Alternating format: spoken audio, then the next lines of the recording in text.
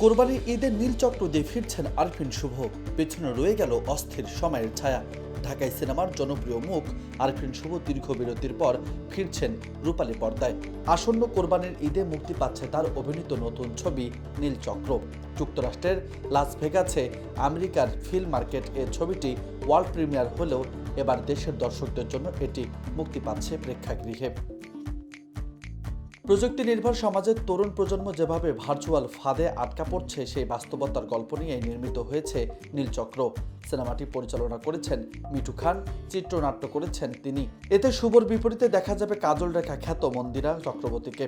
আরও আসছেন ফজলুর রহমান বাবু, শিরিন আলম, শাহেদ আলী সহ একঝাঁক গুণী শিল্পী। তবে সিনেমায় ফেরার এই খবরে যতটা আলোচিত হয়েছেন শুভ, ততটাই আলোচনায় তার ব্যক্তিগত ও পেশাগত সংকট। শেখ মুজিবুর রহমানের বায়োপিক মুজিব একটি জাতির উপকার এই অভিনয়ের পর যেন ধীরে ধীরে অন্তরালে চলে যান তিনি। ওই সিনেমায় বিনা পারিশ্রমিকে কাজ করলেও এটি প্লট পেয়েছিলেন পূর্বাচলে। রাজনৈতিক পরিবর্তনের পর বর্তমান অন্তর্বর্তী সরকারের সময় সেই প্লটও বাতিল হয়ে যায়।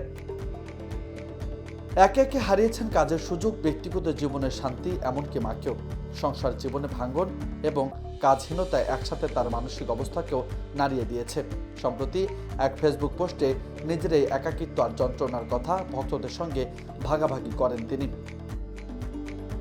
বাংলাদেশের নীলচক্র ছাড়াও মুক্তির তালিকায় আছে নূর নামের একটি ছবি। তবে পরিচালকের মতে কিছু দৃশ্য নতুনভাবে ধারণ করার প্রয়োজন দেখা দেয়, এতেই পিছিয়েছে মুক্তির ডেট।